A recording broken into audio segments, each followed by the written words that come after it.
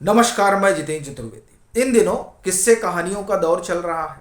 आपको ध्यान ही होगा कि विशेष सत्र तक बुला लिया गया था कहानी सुनाने के लिए, और बाद में मीडिया को ही आड़े हाथ लिया गया कि कहानी मीडिया ने दिखाई क्यों नहीं। बहरहाल, हम लोग किसी कहानी की बात करने नहीं जा रहे हैं।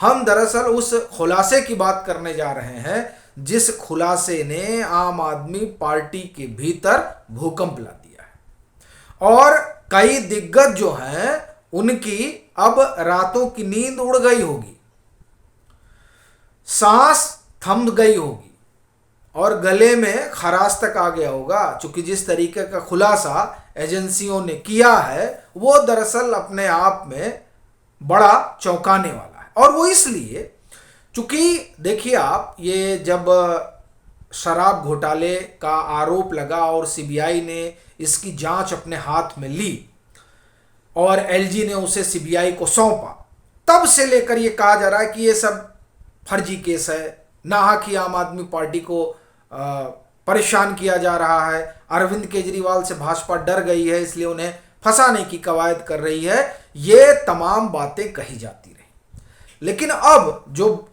सवाल उठे हैं दरअसल वो अरविंद केजरीवाल के लिए संकट बन सकते हैं। और यह भी फिर बात उठती है कि अब वो करेंगे क्या। अब जब वो करेंगे क्या, ये सवाल उठता है तो उसके दो कारण है। एक तो वो खुद है। देखिए, जब ये तमाम आरोप लगा तो उन लोगों ने, आम आदमी पार्टी सरकार ने भी कहा और पार्टी के तमाम प्रवक्ताओं ने भी कहा, मुख्यमंत्री ने भी कहा कि साहब ये जो आरोप है ये आरोप फर्जी हैं, कोई घोटाला वोटाला नहीं हुआ है। ठीक बात है। लेकिन जब सीबीआई ने बुलाया पूछताछ के लिए तो वहां जो 9 घंटे पूछताछ हुई उसमें उन्होंने सीबीआई से कहा कि हमें कुछ पता नहीं, सब मनीष सिसोदिया को पता है। अब बड़ी बात यह है, जब आपको पता नहीं है तो आप कैसे कह सकते हैं फर्जी है? ये अपने आप में एक सवाल है ही है। और ये जो विरोधाभास है ये अरविंद केजरीवाल को, उनकी सरकार को कटघरे में खड़ा कर देता है। दूसरी बात, जो सीबीआई ने सप्लीमेंट्री चार्जशीट दी है वो उस चार्जशीट ने अब आपको हिला दिया है। वह इसलिए चूंकि आप, मतलब आम आदमी पार्टी अभी तक ये कहती रही कि साहब आपने तो खूब छापे मारे और अगस्त से सीबीआई जांच ही कर रही है, आपने चार्जशीट भी कर दी, ईडी ने भी चार्जशीट कर दी, लेकिन कहीं भी जो है मनीष सिसोदिया का नाम नहीं है। इसका मतलब कि ईडी को भी कुछ नहीं मिल रहा और सीबीआई को भी कुछ नहीं मिल रहा। लेकिन लीजिए, अब तो मिल गया। अब जो सीबीआई कह रही है उसको सुनकर तो कोई भी दांतों तले उंगलियां दबा लेगा। सीबीआई क्या कह रही है? सीबीआई कह रही है कि साहब ये जो 3 तरह की ओपिनियन जो है वो किसी भी इस तरह के, आप ये कहें कि जो प्रोजेक्ट है, जैसे पॉलिसी है, तो उसमें राय ली जाती है।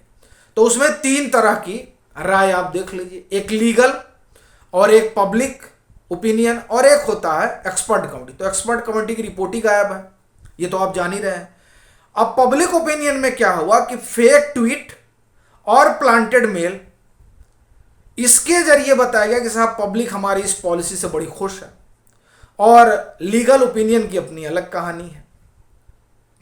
तो ये आरोप लगा रही है सीबीआई कि साहब इन्होंने कुछ किया धरा नहीं। एक की रिपोर्ट गायब है, दूसरी जो राय इन्होंने दिखाई वो राय ही फेक है। तीसरा कह रहे हैं कि साहब हवाला के जरिए पैसे आए और वो पंजाब में के चुनाव में लगे और गोवा के चुनाव में लगे। अच्छा, इतना ही सीबीआई नहीं करी, अभी तो सीबीआई बहुत कुछ कह रही है।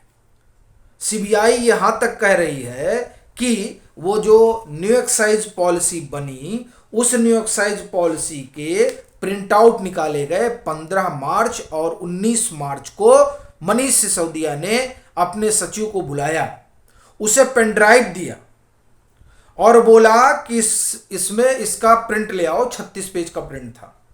फिर ये प्रिंट आउट और पेन ड्राइव साउथ ग्रुप के साथ साझा की गई, कोई लेके गया। अब ये जो तमाम बातें हैं ये दरअसल जिस तरीके से सिलसिलेवार तरीके से आगे बढ़ रही हैं वो आम आदमी पार्टी के लिए कहीं से भी सुखद संकेत तो नहीं है। कहा जा रहा है विजय नायर को पैसे दिए गए। अब विजय नायर बड़ी जो है इसमें की है। और आपको एक चीज बताऊं कि आगे बढ़ूं उससे पहले, ये जो बुची बाबू हैं जिसने कहा था कि साहब ये के कविता की इनसे और उनसे बड़ी अच्छी पॉलिटिकल अंडरस्टैंडिंग थी, उस बुची बाबू को भी जो चार्जशीट की है सीबीआई ने, उसमें उसका भी नाम है, मनीष सिसोदिया, बुची बाबू, अमनदीप ढल को अभी कुछ रोज पहले हमने आपको बताया था कि सीबीआई ने अरेस्ट किया था, और ये अर्जुन पांडे, इन लोगों का भी नाम उस आरोप पत्र में है। अब देखिए, मैं बुची बाबू की बात कर रहा था, बुची बाबू ने ही ये तमाम बातें बताई थी कि साहब किस तरीके से विजय नायर ही पूरा हैंडल किया करते थे, और दिनेश अरोड़ा ने भी ये बात बताई थी कि किस तरीके से विजय नायर सब हैंडल किया करते थे। अब इसमें जो सीबीआई ने आरोप लगाया है, दरअसल वो आरोप जो है वो आप ये कहें कि मनीष सिसोदिया के लिहाज से तो अब लग रहा है कि बहुत बेहतर तो नहीं कहा जा सकता, लेकिन यह भी है कि वो अरविंद केजरीवाल के लिए भी बहुत बेहतर नहीं है, क्योंकि अगर सब मनीष सिसोदिया ही जानते हैं तो अब मनीष सिसोदिया बोलेंगे भी क्या, गवाह न बन जाएंगे।